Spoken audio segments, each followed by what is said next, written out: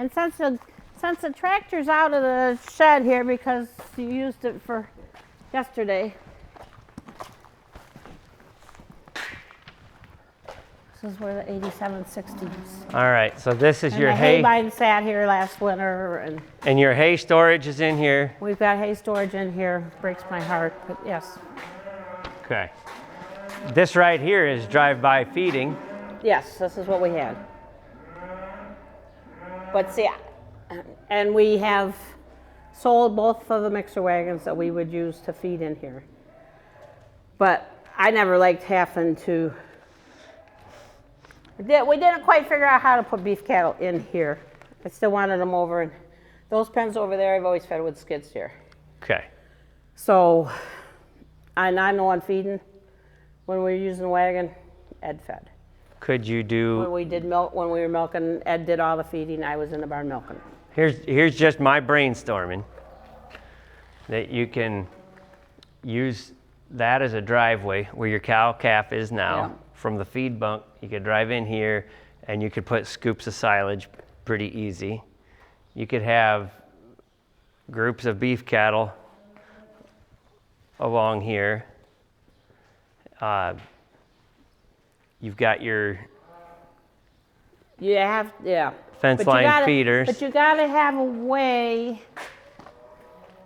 I gotta lean. You gotta have a way to, when you've got cattle in this alley, you gotta have a place for these cattle to go when you scrape. Let's get Jared Jaborek out here from MSU. Okay. And think about your pens. See what his suggestion is. And we'll give him some dimensions for a working system. Okay. And say, this is what we've got in mind. Can you help figure out a place to position it so that Jane doesn't have to go through so many gates? You know, I mean, if we could figure out a way to put like a handling thing, maybe even in here might be another option, but I don't know. It doesn't fit with the flow. If your handling system was in here, you could get all of your groups into here pretty easily except for the feeders. And they wouldn't be that hard though. You know, they just have to come might not be a bad idea. Might be, you know, had never really given a whole lot of thought to putting it in here. And we got 3 new waters that we put in. They didn't actually get put in till the spring after the cows were gone. Okay. So they've been in for a year. They all froze up on me last winter, no matter how hard I tried to keep them open. So is this our pathway down here to get to that other group? Yep, this was the clean way and the shortest way.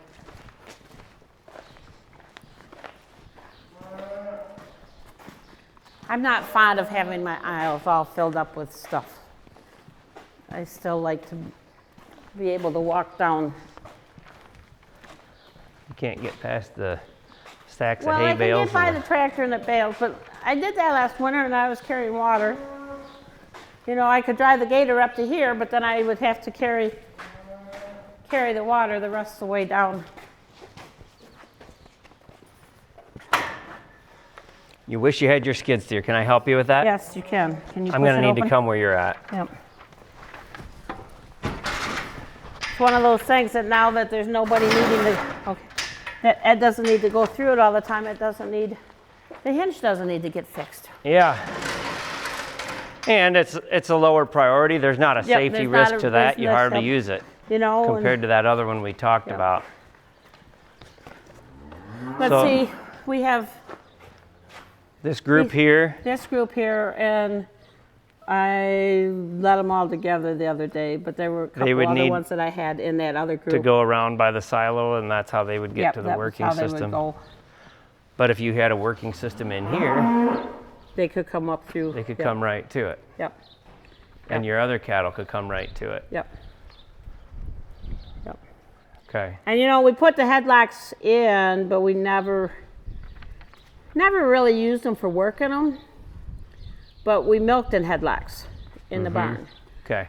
So every chance we got to let them get used to being in headlocks is how, so when they came in to milk, it was a whole lot easier getting a heifer in a stall that knew what a headlock was. So are these the fence line feeders he was talking yes, about? That's what he's talking about. And he would come down. He would come in with the wagon, and he came in, and he. Do you use those currently? I do. That's what you feed into? Yep. Yep. But I come around Okay. with a skid steer. I come around from that way, and lock them in. Swing that gate over, lock them in, and. Okay. Boom. You know, I think with no cost, but just some rearranging, you could probably set all 4 of these groups up and not need to open a gate to feed. You know. If we put our heads together and work with Jared. We might be able to. So. Okay. So when you come in to feed this group, you lock the cattle in I lock first? them over there. And then how many? See, now these were all heifers that were born, heifers and steers that were born here that were left over. How many scoops of feed do you put in each day? I put down here, they get a scoop here and another half scoop down on the other Okay. end when I don't have So why do you lock them in if you're just bringing 1 scoop in? so that I can feed a bale of hay. Okay. I don't always. I don't, well, I do because I can't get in the gate without, if nobody's watching the gate, that gate swings all the way open. Okay. And I don't want them to turn around Okay. and come back. Well, I'm thinking that some powered gates that you could open and close with a remote control would be helpful. But before I recommend those, we need to figure out how how your groups of cattle could be arranged. You might not need 4 powered gates. Right, I don't, yeah, I don't. And the less powered gates you have, the less things you have to break down. So we might as well just get you the right number of them. Hi. So, okay. You need to go find a bull. Maybe I could do What is our pathway from here to get back to your shop or other parts of the farm? You want me Well, to? Samantha chained this the You other. want me to lift it? I can hold it for you. Okay, got it.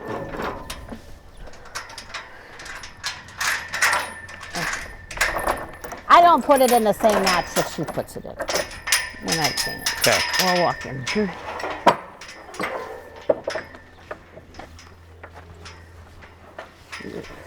We're gonna make him climb over again? I will lift for you and you can hook it. Oh, no, I'm just gonna hook it in the, I just hook it in the lower one, because I got the other chain, so. All right.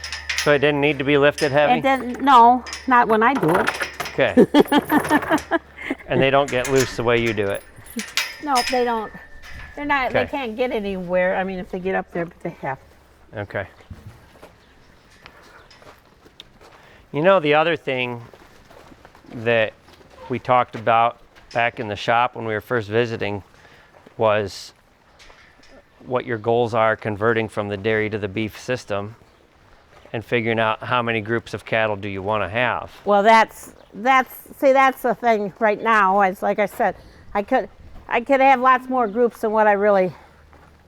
You have enough space for more groups if you know, want them, but then you have to figure out with each group how to get them to your working system and how to get feed I mean, to them. there used to be 100 cattle, 100 head in that group out there.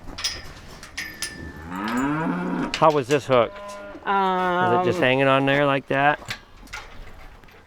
Yeah, that works. Okay. Yeah, and it doesn't matter because they could come down. I locked them up there yesterday just in case anybody wanted to come see the goats. Okay. Are the goats a hobby or is that something that you're? I'm toying with the idea of raising meat goats. Do you want me to look at your goats and how you're managing them? For how your chores are? You can. They're just in there.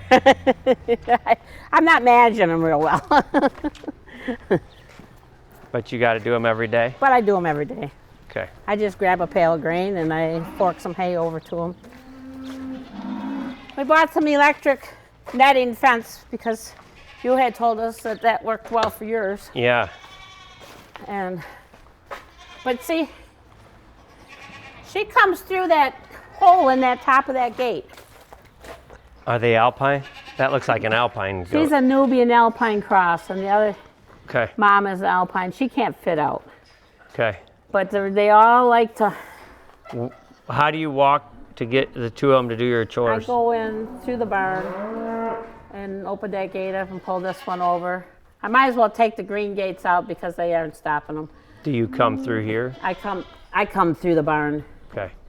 I come through the barn and unchain it, and I just go in there and give them a pail of grain, and I fork some. I'll dump some hay from the round bale over the fence, and I just carry that over with a pitchfork and Okay. dump into them. Okay. To the ones that never escape. Do you? But I have I have 3 other pens here that I'm not using at the moment. So what are you thinking for your goats? Are they gonna be a economic benefit to the farm? Is it something you're just curious about, or how? I'm curious about seeing whether or not we can do that. I don't know what the market is for goat meat. Vestigard Farms over around the corner that has the meat market. He says he's never sold any goat meat, so he didn't know. Okay. I was been curious as to whether or not some people say it's good, some people some people say there's a good market for it. Okay. I'm not sure that I want to start milking goats on a regular, which to do it right, you need to milk them morning and night, and If you're doing dairy goats, you do. you do. Yeah. You know what I mean? And It would be a lot of people don't realize that. Yeah. So you've been talking about getting on and off the skid steer a lot of times. Can we go take a look at that? How you do your chores with the skid steer? Okay. What's the best way to get there from here? Back around front. Through over here Yep. and up around the shop? Okay. Yep. Back out to back.